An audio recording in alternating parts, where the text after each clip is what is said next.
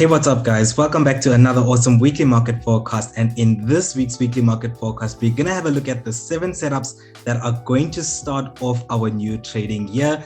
Happy New Year, guys. Welcome to 2022. And in today's weekly market forecast, we're going to go through the DXY, Aussie CAD, Aussie Swiss franc, Aussie JPY, Aussie USD, New Zealand dollar CAD, and USD ZAR. Now, as you guys can see that from our watch list, all of the pairs that are highlighted with a nice blue tab over there, we are going to be looking for those beautiful long positions, guys, and all of the tabs that have a nice deep purple, we're going to be looking for those short positions. So just so that you guys have a reference, and later on in the video when we do discuss things like correlation and how we're going to be hedging a specific pair on this watch list, you guys are also going to be able to visualize this nicely. So let's get into the DXY, guys. We will start off on the daily chart here, and what we can see, if we just scroll into the most recent price action here on the daily, we will be able to notice a structure that we've referenced last year. So getting into things here, just giving us some higher time frame reference as to what our previous analysis and previous biases were.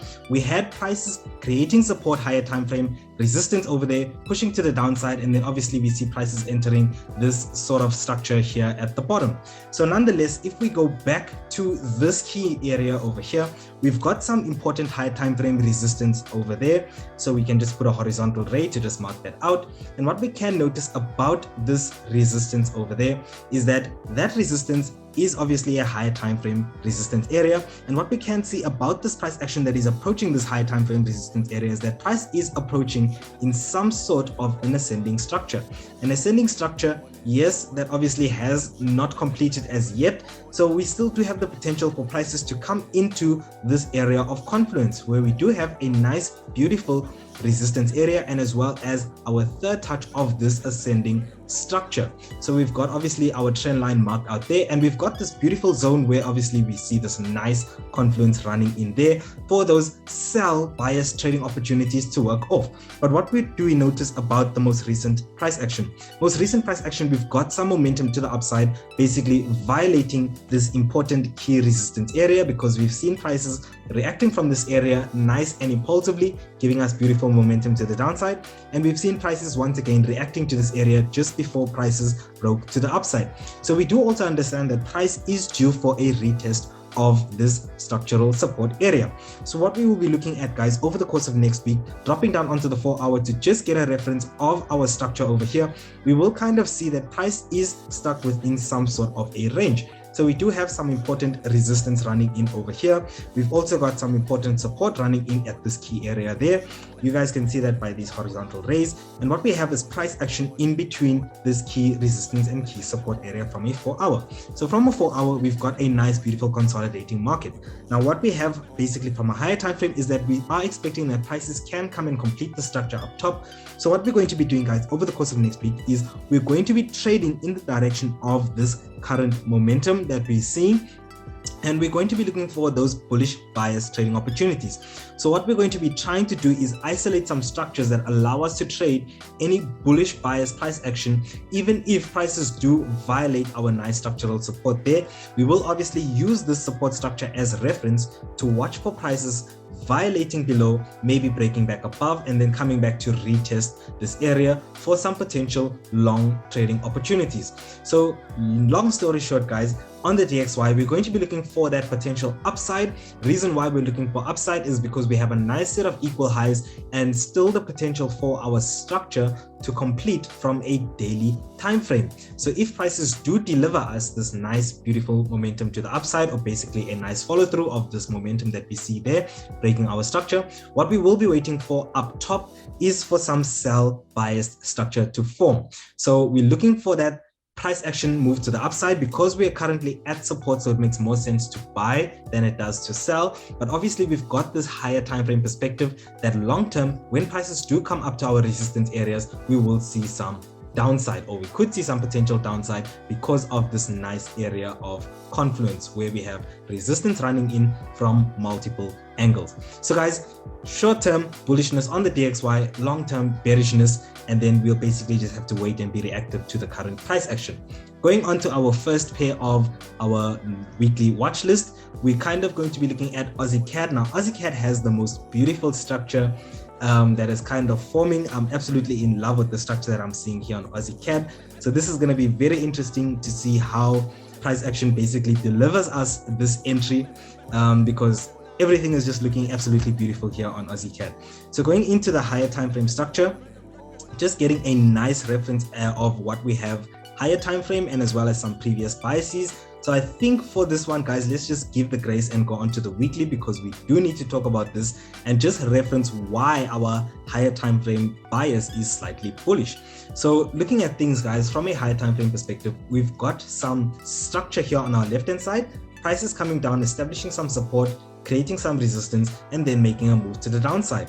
Now, after we've made this move to the downside, we've got prices breaking, exploding to the upside, then obviously leaving this resistance as an area where prices later on in the future obviously could come and retest for the continuation of this momentum that we see here, obviously violating some important resistance areas in this area here, and as well as these resistance areas over here. So we see some sort of a shift in the trend, higher time frame trend over there, some nice new momentum going to the upside. And where's price right now? Retesting previous resistance that has been left open from a couple of months ago, or maybe even sometime in 2020 or 2019. So a very long time ago, we are now retesting this resistance on a higher time frame.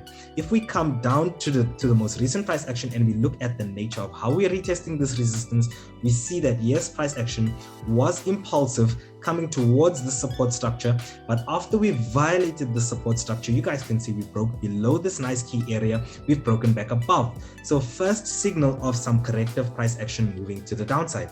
So we now have added information that from a higher time frame perspective, we broke some support structures, but we did so in a corrective manner.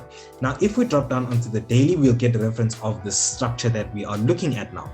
Now on the daily, we can clearly see this beautiful descending structure. Yes, prices are creating lows, lower highs, lower lows, lower highs, lower lows, but how is prices doing that? We can see that prices are violating our support structures and breaking back above. Once again, violating support structures and breaking back above.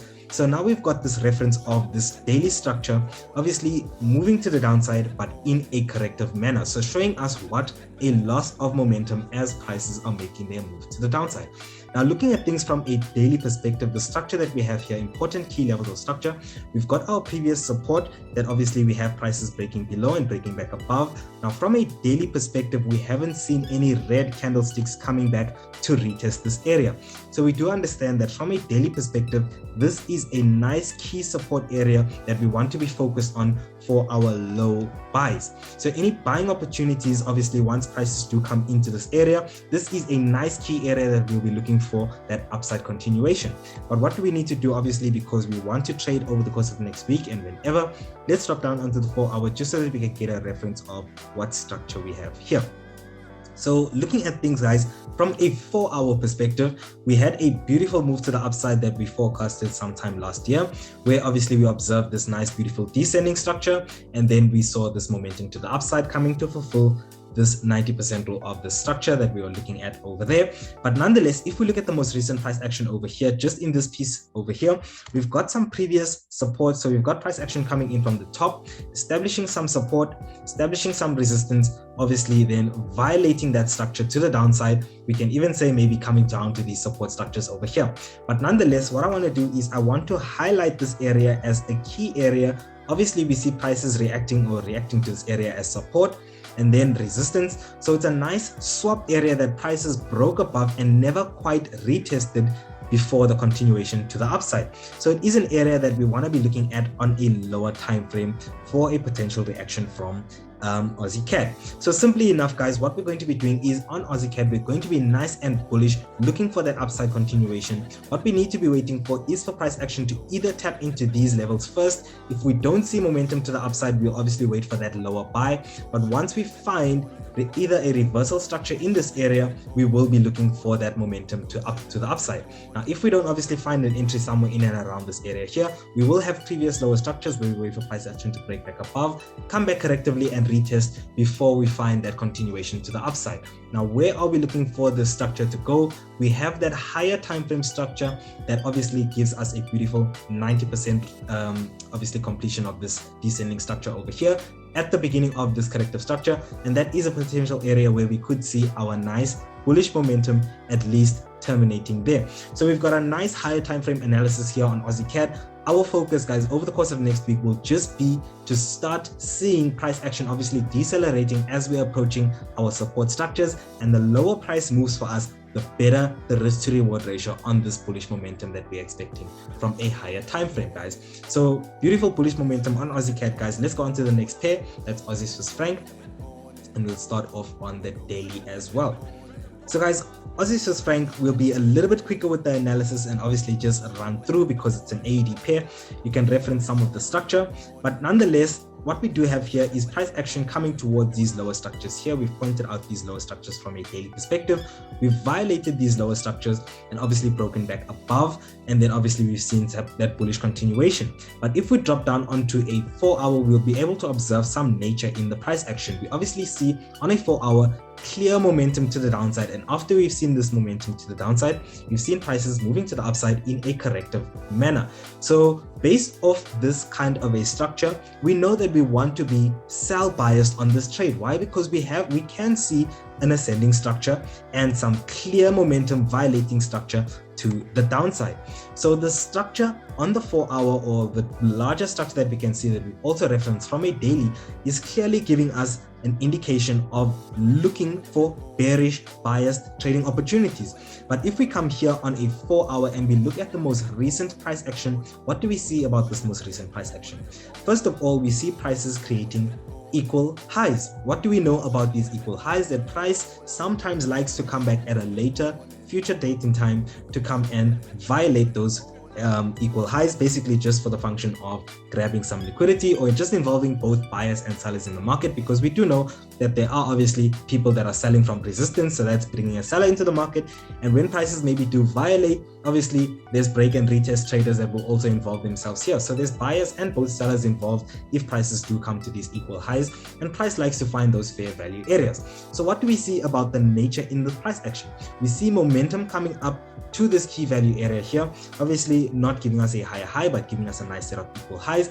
And then we see price action beginning to move to the downside in a corrective manner, even violating our support trend line once again in a corrective manner. So obviously showing us that prices are not selling off very much with a lot of momentum as yet.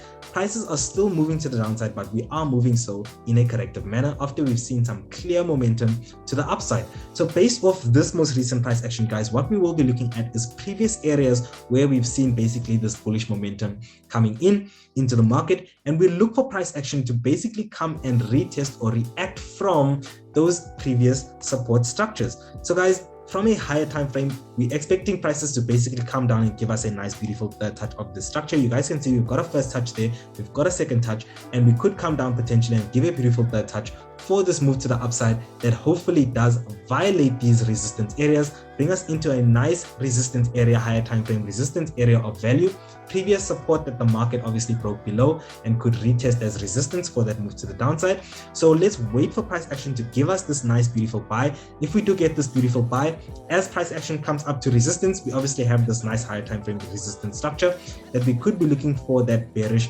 bias price action off from a higher time frame perspective.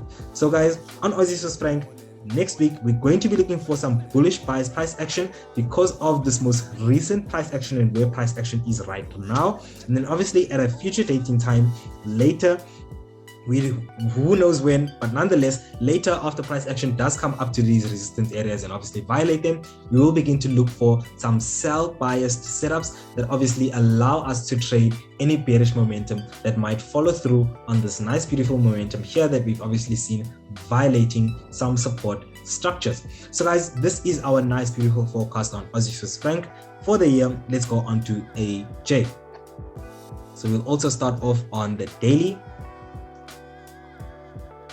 Now on the daily, guys, on AJ, what we do have here, let's just go into the most recent price action because that's the most relevant. So what we do have here from a daily perspective, guys, is we've got some momentum to the downside, completely reversing any bullish momentum over here. So just let's draw it out. So nonetheless, we've got some resistance over here. We've got price action pushing to the downside and then obviously violating that resistance with beautiful momentum, and then we see all of a sudden sellers coming into the market and completely undoing this bullish momentum that we saw previously. So what that tells us is that obviously sellers are here, sellers are in the market, and there's an equal amount of sellers than there are buyers. So what we want to be doing for ourselves is trading the most recent momentum that we see coming into the market, and what we've tried to do is isolate some sort of a structure. So obviously we've got here some most recent momentum. If we just look on the daily, where have we seen a bunch of sellers coming into the market where price has not really come back to retest? We've seen prices coming up to this resistance area, and immediately we got a nice big bearish engulfing, and we see ever since these sellers came into the market, we've seen prices basically selling off very violently. So right now, looking at price action on the daily, price is approaching this resistance area over here, and if we drop down onto the 4-hour, you guys know we go down onto the 4-hour to observe some nature in the price action, obviously to be able to confirm that higher time frame directional bias and find a point of interest where we can look for those sell biased trading opportunities.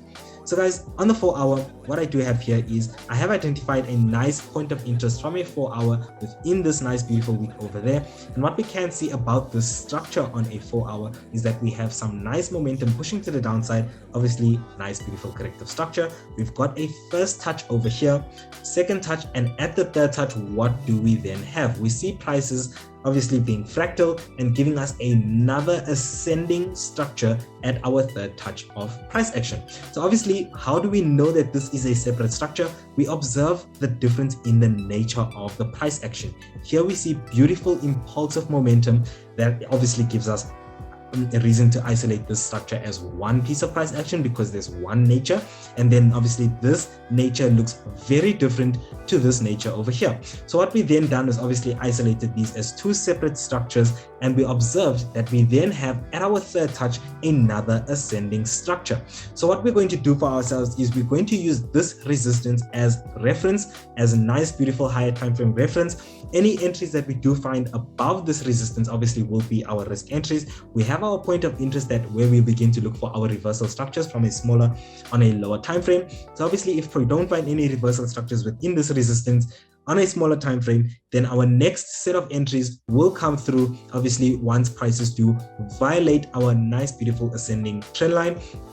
Then and thereafter, we will then start to look for our nice, beautiful corrective price action to retest our previous support as resistance, which we will then obviously look for some follow through at least to these support structures over here. So guys, the setup on AJ is looking absolutely beautiful for a sell. If I do find a nice, beautiful sell in this area over here, I'm obviously going to try and swing my trade until these support structures over here, and then hopefully maybe hold some until the 90% of the structure. But nonetheless, now the current targets are at this resistance area over here. Reason why it's here is because we do see obviously some momentum coming in from this region over here, violating our resistance areas. So that is a point of interest obviously where we could see price action maybe rejecting for any continuation of some bullish momentum. So we want to be in this key resistance area, somewhere in and around these areas over here, and obviously we want to manage our trade by the time we get to key support structures over there. So beautiful sell bias trade on AJ for us over the course of the next week. Let's go on to AUDUSD. So we'll also go on to the daily for AU. We're going to be a lot quicker with AU because we can reference some price action from AJ. Now on AU, guys, what we have here from a daily perspective is we have price action violating some support structures over here. We've got nice support there, nice support there. We've seen some price action, obviously nice beautiful momentum violating that support, these support structures nice and impulsively. After we've seen this momentum obviously violating our support, what we're then doing is going down onto our 4-hour to observe nature in price action. So on the 4-hour, we have structure very similar to AUDJPY in sense of that the structure looks quite similar, where we have our momentum to the downside. We obviously see our 3-touch structure, first touch there, second touch there. Now at our third touch, we observe a change in nature once again. We see momentum coming towards this third touch area. After we've seen this momentum coming towards this third touch area, we've seen price action then entering some sort of a new corrective structure. Now what do we understand? Because of our higher time frame narrative, previous support structures, prices broke below, potential for a nice retest, we have some resistance, it's a beautiful stop area, we have a nice beautiful corrective structure, we have further confirmation of price action correcting at our third touch at this or towards running into this resistance area.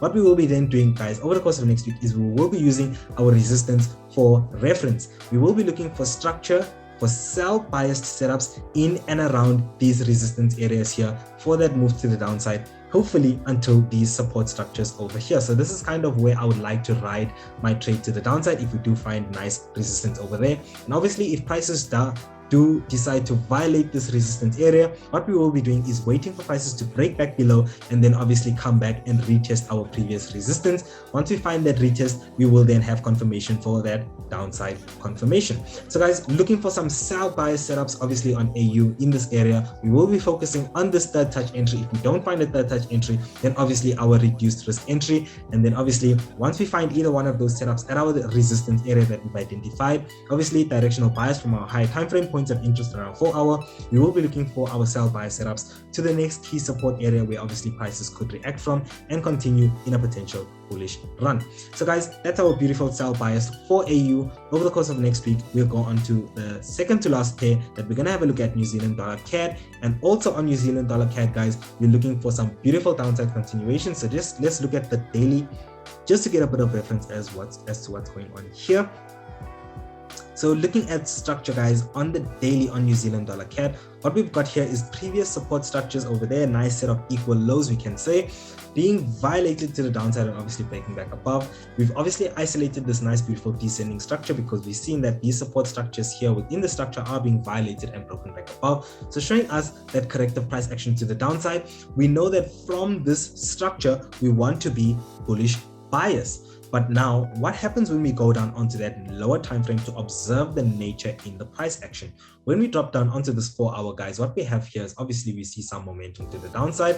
We've got prices reacting to previous resistance areas that are obviously keeping this market from a 4 hourly perspective as a nice downtrend. What we also have is price action coming up to this resistance area nice and correctively. How do we know that this is one piece of price action?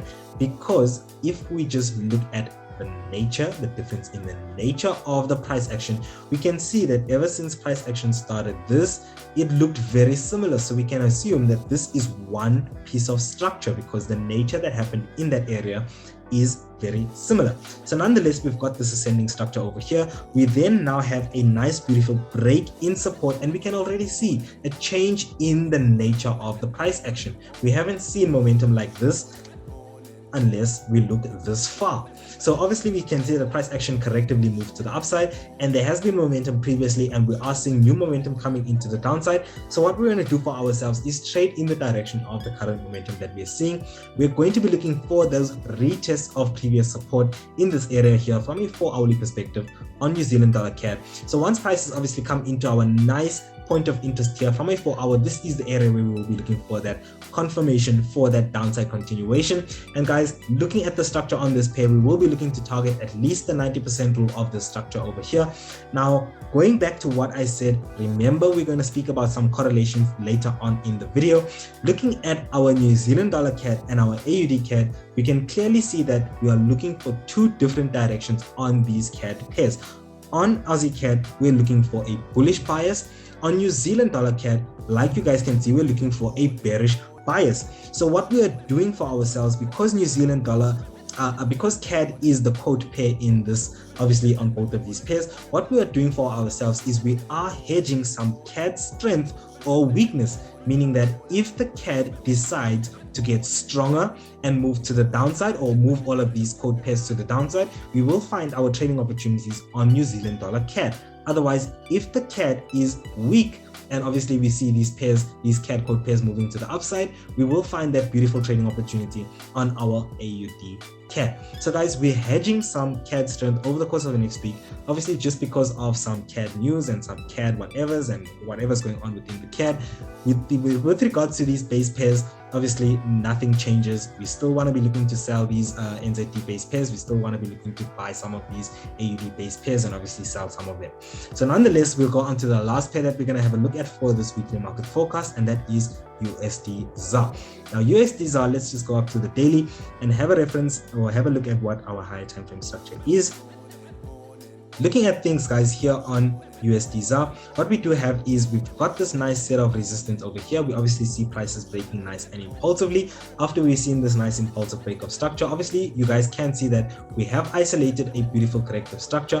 Why? Because obviously we have identified some sort of nature that obviously look very similar. Price was ascending some sort of corrective way, but nonetheless what we've done is we've got our nice resistance areas over there. First touch there, second touch there, obviously a nice potential for a nice third touch. What we also have here is some beautiful momentum that is pushing to the upside. Now if we drop down onto a 4 hour and just observe the nature in the price action, what we will see is obviously after this momentum has pushed to the upside and broken those previous resistance areas, we've seen some corrective price action moving to the downside. So yes, price action was creating those lower lows and lower highs, but we have been doing so in a corrective manner. So we see those support structures being violated, broken below, broken back above, violated, broken below, broken back above. And obviously last year we were bullish bias from these areas here because of this corrective nature to the downside, coming towards our third touch of structure. So obviously we've seen this continuation to the upside, bouncing off our nice beautiful third touch in this corrective structure,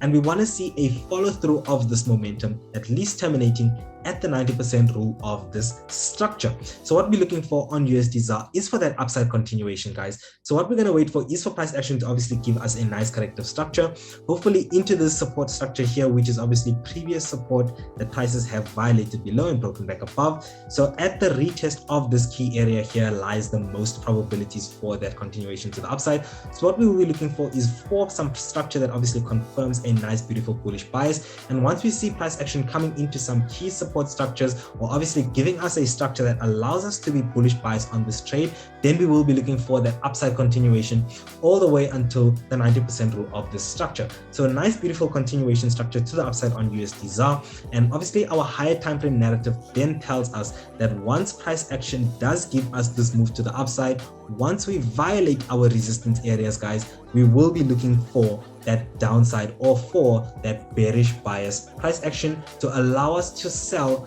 into this higher time frame structure that we're seeing forming over here. So guys, looking at things on USD ZAR look absolutely beautiful. All we're waiting for is for our short-term bullish momentum or for our short-term bullish bias setup that we're going to be focusing on. And then obviously if we do see that upside momentum violating resistance areas, we also have a higher time frame potential trade that we're going to be looking at, guys. So we have reached the conclusion of this week's weekly market forecast, the first market forecast of the year. I still do want to wish you guys a very, very prosperous and happy new year. Otherwise, guys, think very clearly and concisely in this year. Those are kind of the wishes that I want to give you guys. And from me, Tremaine, Forex Chasers mentor, I will see you guys in the future videos. Definitely do drop this video a like if you have received some value. Otherwise, subscribe if it's your first time on the channel or if you haven't. Love you guys. We'll see you guys in the future videos. Have a great week, guys. Cheers.